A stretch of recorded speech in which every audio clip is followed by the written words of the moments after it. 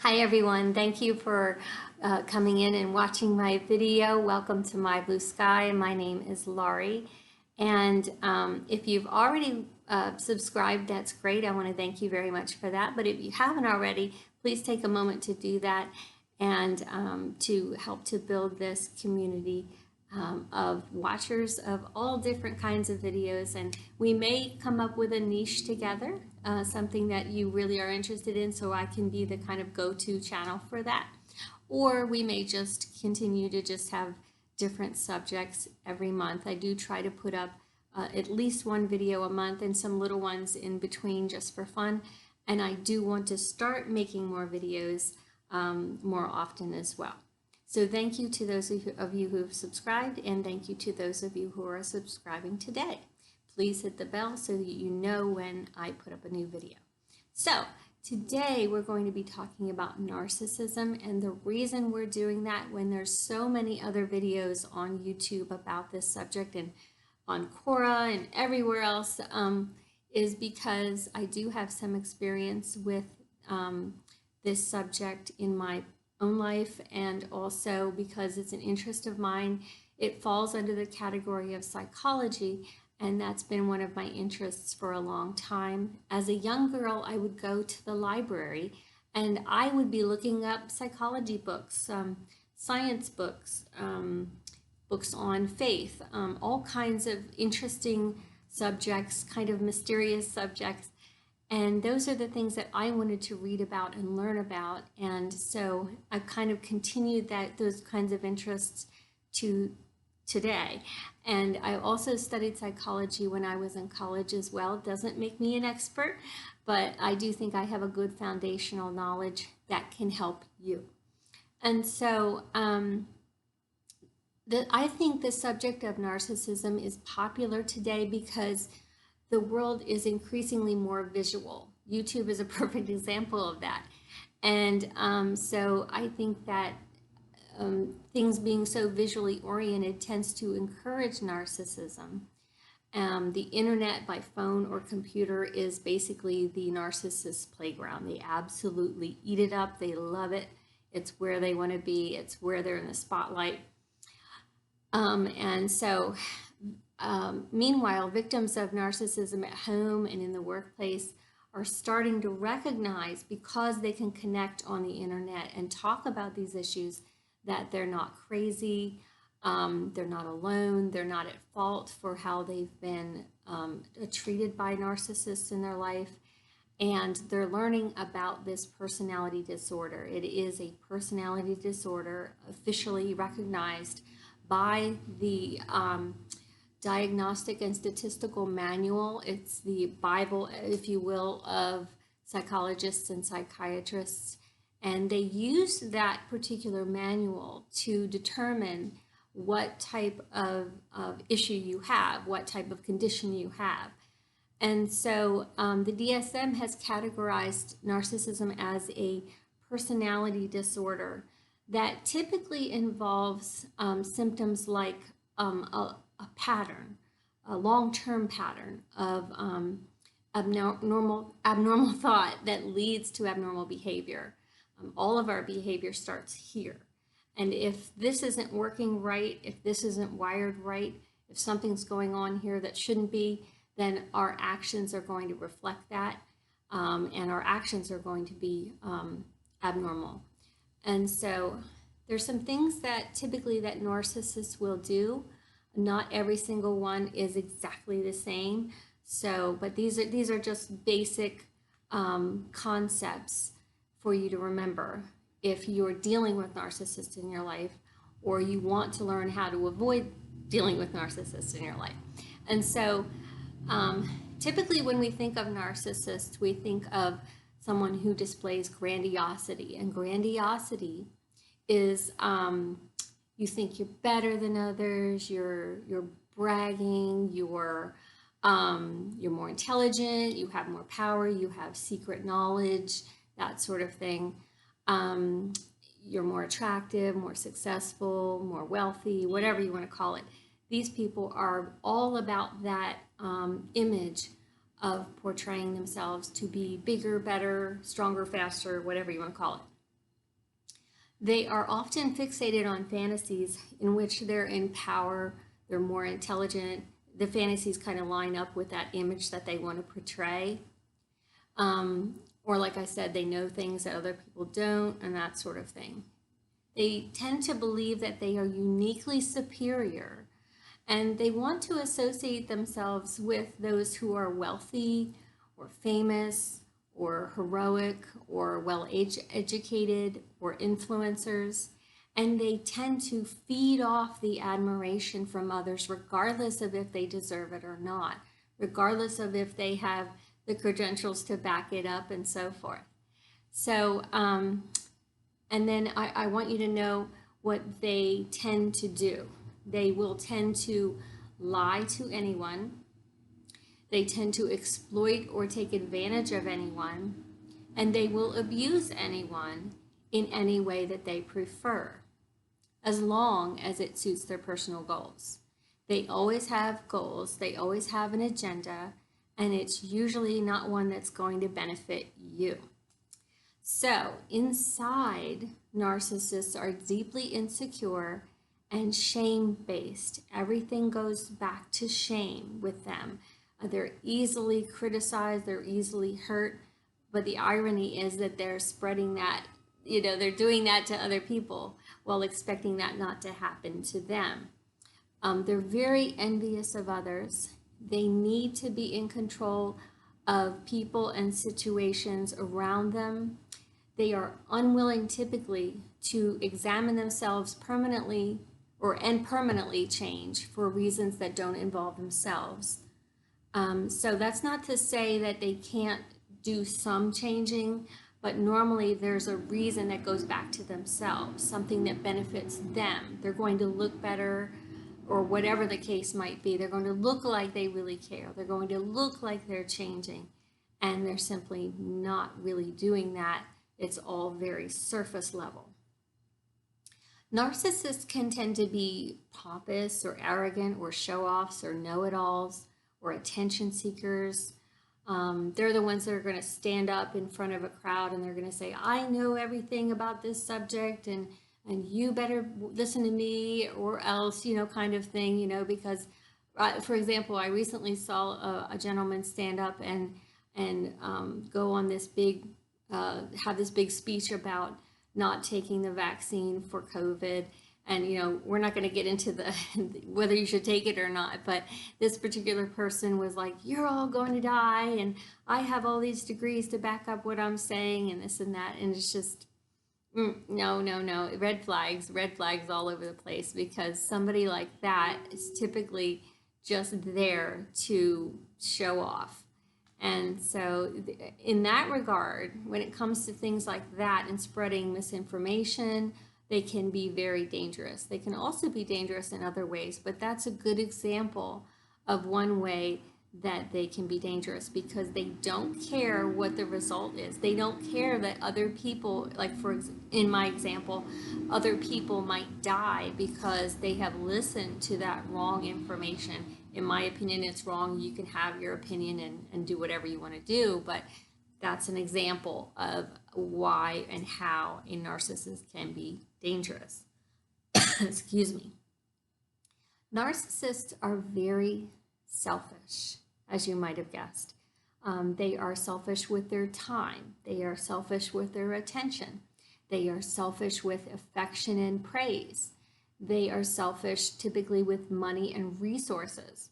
They also expect these things from others while having the opposite reaction towards the people who are giving them these things.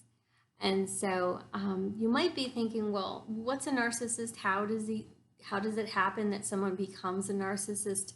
And narcissists are created typically in childhood or young adulthood as someone is growing up.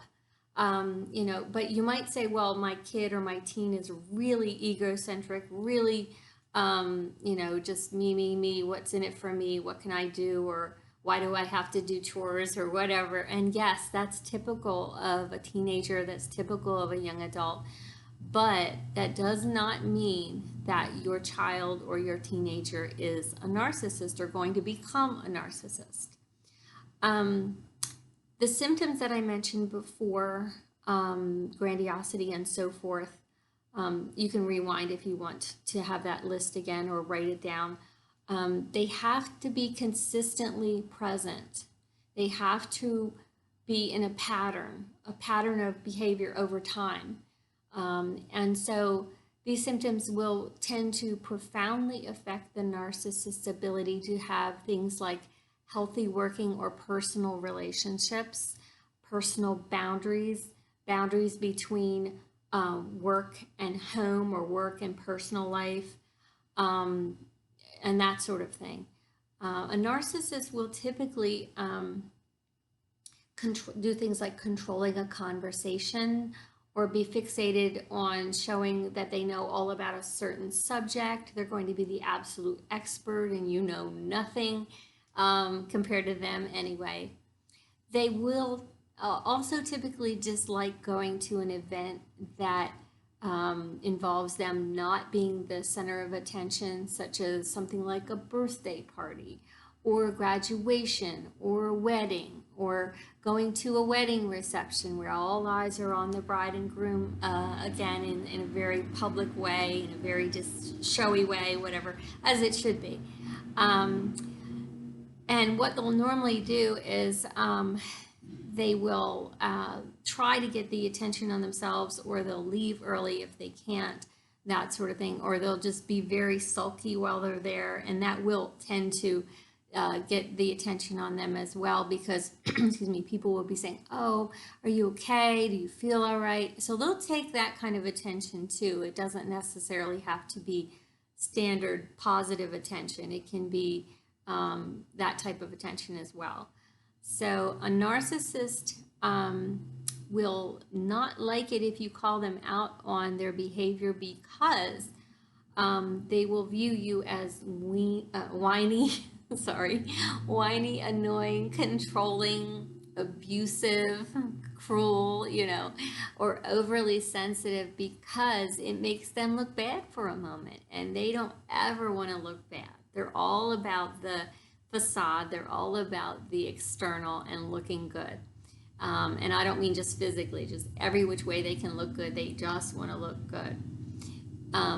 They're all about appearing good, smart, successful. They will hate anyone who sees through them and speaks up to kind of pull their mask off, so to speak.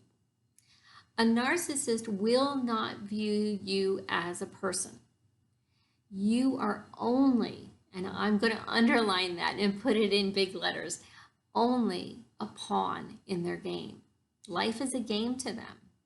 Relationships are a game to them. And so you are a means to an end for them, nothing more. They will not genuinely love you. They will not genuinely feel empathy towards you or tell others positive things about you. They don't want you to look good. They want to look good. They want to look like they've got it all together, or they will want to look like they're the victim and you're the bad guy.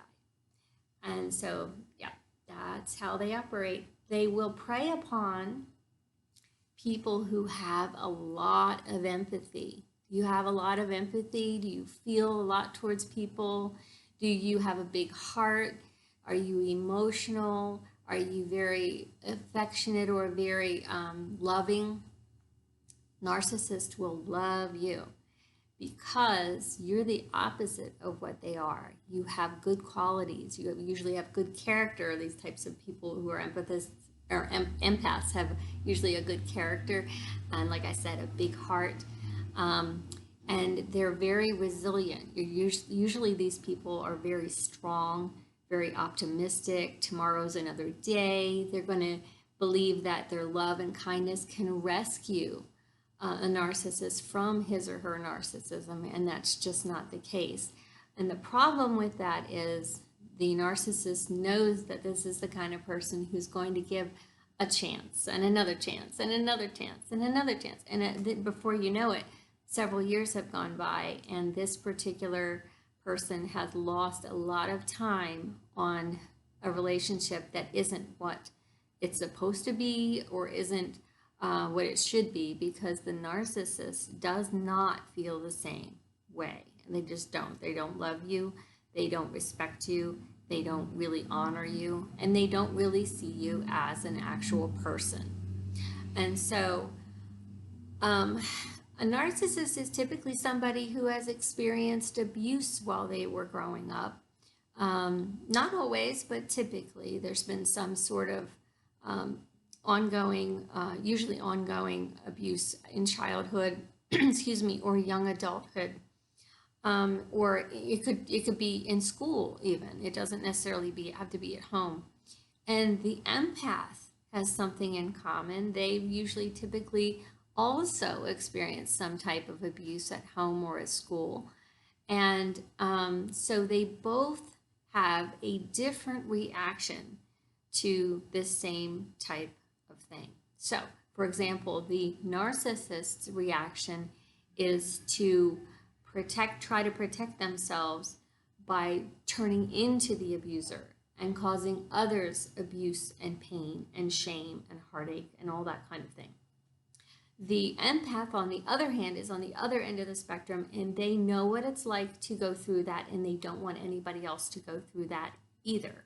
And so they're going to try to protect others from abuse, shame, pain, all that sort of thing, because they don't want to hurt anybody else or anybody else to feel like they did. So they don't want to be the abuser. They want to be kind of the protector that they didn't have, or the rescuer that they didn't have, whatever you want to call it. So two totally different ends of the spectrum, two totally different reactions. So the narcissist will take advantage of how the empath operates in life, knowing that that they're going to do this, that they're going to basically trust first and ask questions later, rather than the other way around. Do you tend to do that?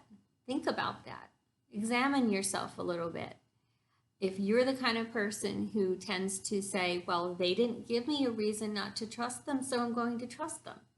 If that's what you do, then you are definitely a target for a narcissist, because they absolutely love that.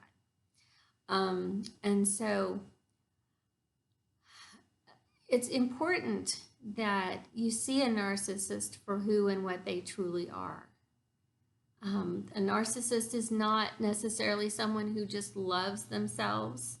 I would argue that they do focus on themselves, but I don't think they genuinely love themselves. I don't think they genuinely love anybody, but that doesn't give them an excuse to do what they do. And they know exactly what they're doing. They do know right from wrong. They're not crazy. And so it's important to see them for what and who they truly are right from the get-go, if you can. So it's important to get the information like I'm giving you and other channels will give you on this subject, and use it to your advantage. You don't want to really tell them that they're a narcissist if you think that they're a narcissist, because they're not going to listen to you, because that doesn't fit their idea of who they are, this facade, this image that they want to uphold. And they don't just uphold that image for others, they uphold that image for themselves, because they don't want to look at who they are, and they don't want to look at the shame that they hold. They don't have to hold that shame, but they do. It stays with them from the time that they were abused, whatever type of abuse that was. And so it's important, though, that you do, if you feel like you can safely, that you call them out or hold them accountable, and that you leave them if you need to do so, if you can do that safely, when you should, rather than waiting to see if they're going to improve, because typically a narcissist will not improve. Or if they do, like I said earlier, it will only be for the purpose of looking a little better to others, feeling a little better about themselves. It really won't be a genuine change from the inside out. It will be surface. And so, let me see here. There are 3 main types of narcissism that I wanted to tell you about, also recognized by the Diagnostic and Statistical Manual. Again, these are not absolutes. You know, a narcissist could be a combination of these. A narcissist could be something a little different than these. Every person is different, but there are three main types. And the first one is an overt narcissist, which is the kind I kind of mentioned before, the one that is bragging, showy, grandiose. And then there's the covert one. And the covert narcissist tends to live a double life or a triple life and so forth. And they want to look like a certain person in public, be a different person at home, or be a different person at work, or be it, you know, and I know we kind of tend to put on different masks, if you will, for each place that we go to or each role that we're playing in our lives. But this is entirely different. They really do want to kind of put one over on others and make them think that they are somebody that they're not, in terms of their character, their standing in the community, and so forth. And meanwhile, they're living this second life or third life and so forth, you know. So that means they could be doing something that they shouldn't be doing, or going somewhere where they shouldn't be going, or going somewhere online or whatever that they shouldn't be going, talking to somebody online they shouldn't talk to, and so forth. They love to feel like they have secrets. They love to feel that they've basically hoodwinked people into believing that they're this wonderful person that they make themselves out to be. And the third type is the vulnerable type, and that one tends to be the poor me kind of person.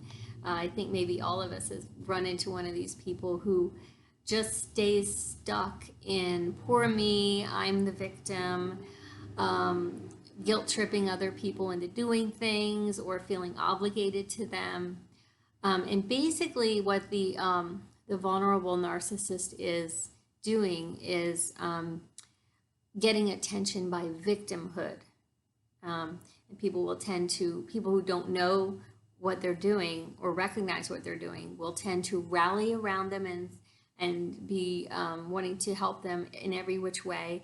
And there's nothing wrong with trying to help people, and there's nothing wrong with having compassion towards others, but this type of person is just going to constantly try to take and take and take from others, while not typically reciprocating, and constantly being pretty much a downer, because they're always saying, well, I'm the victim and I've got all these problems and so forth. So there are other categories and varieties, like I said. You know, it can be a mix of these. It could be a different type entirely, because there are, you know, everybody's different. There are different people in the world, and they're all going to react to the abuse a little bit differently. But those are the main types. There is also a malignant type of narcissist, and that is an extremely dangerous type of narcissist. And I'm not going to get into that one because it's more detailed, but I will let you know one of the people that I really like to listen to. Actually, I'll just tell you about her now. She's great. Her name is Dr. Romani, and she's here on YouTube, and I have her in my favorited channels on my channel. So if you take a look down there when you're done watching this video, go ahead and click on her channel and subscribe. And so that's my shout out for the day. I really recommend her. She does a great job of explaining everything. And I know that I've kind of gone through all of this very fast with you today. So if you want, you can rewind. I will try to talk more slowly in the next videos. I do know I tend to talk kind of fast. But do take notes if you want to. I also recommend that you take notes on Dr. Ramani's channel as well. She's much more educated than I am on this subject, but this has been just a basic video for this information to get you started. So I want you to have some key takeaways. So like I said, if you are taking notes, now's a good time to, if you maybe put down your pen for a minute, pick it up again and write these things down for your future reference. It's important to recognize that narcissists really don't think like neurotypical people. They're not wired like neurotypical people, meaning people who aren't narcissists. And most people ask, well, why did the narcissist do that? And why did the narcissist do this? And I understand that people want to know why. And the answer is that they do things because they don't want to play by the rules. And so it isn't in your best interest to expect them to play by the rules. It's just not going to happen. They will often lead one life in public and one or more different lives in private, like I mentioned before. So that's important to keep in mind.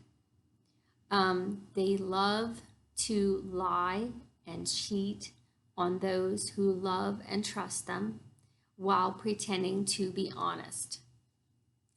It's sad, it really is, but it's true. And I know that you don't want to look at your friend or your spouse or your coworker or whoever as someone who would be like that. It's hard to wrap your head around the fact that there are people out there that are genuinely like this, and just that they do this sort of thing for fun, and it makes them kind of feel good. But that they exist, they're out there, and we need to keep an eye out for them and make sure that we do what we can to protect ourselves from them. And any narcissist of any type, not just the malignant type, can be dangerous under the right circumstances. And like I said, they cannot be fixed. They cannot be rescued typically by your love and your compassion or trying to do better. They're going to move those goalposts. If they say, I want you to do X better or more often or whatever, and then you do that, then it's going to be something else. And then it's going to be something else. And you're never, ever, ever going to reach a time when you're going to be good enough. You're just not. That's just not how they operate. I'm not saying that they can't go into therapy, and maybe, on the very, very small chance that they, get therapy and the light bulb goes on and they really realize what's going on in terms of the damage that they're doing to others and really start to care about that, it's really, really, really rare. Like, you might as well just assume it's not going to happen. And I know that's not easy to hear, but it's true. They typically just don't respond well to therapy. If anything, what they'll do is they'll go into therapy and they'll try to hoodwink the therapist or get the therapist to, maybe be on their side and think that they're the victim in the situation and the other person is the abuser. So that happens. It really does.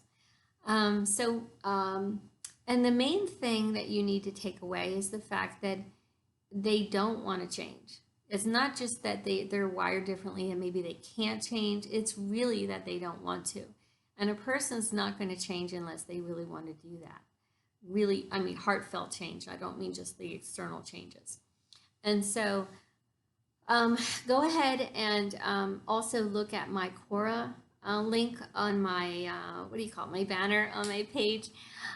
Because if you click there, you will see my answers on my Quora profile or page about narcissism. I answer other questions as well, but I do have several answers about narcissism that you might find helpful or interesting. So do take a look at that and follow my Quora page if you would like to do so. And again, check out Dr. Romani here on YouTube. Her whole channel is about narcissism and narcissistic relationships, and she tends to define it a little bit better than I do. And I don't have a problem with letting you know that. If someone's a little better at something than I am, it's okay. It's all right. We're all learning and growing together. So anyway, let's see. Do I have anything else for you? Well, I don't really. I think I'm pretty much done. And so if you have any questions about narcissism, narcissistic abuse, any other channels that I might recommend or anything like that, go ahead and put that in the comments. Like I said, it's important that we become a community and that we inform each other and support each other and help each other here. So thank you very much for watching my channel again, and I hope you'll have a wonderful day. Take care. Bye-bye.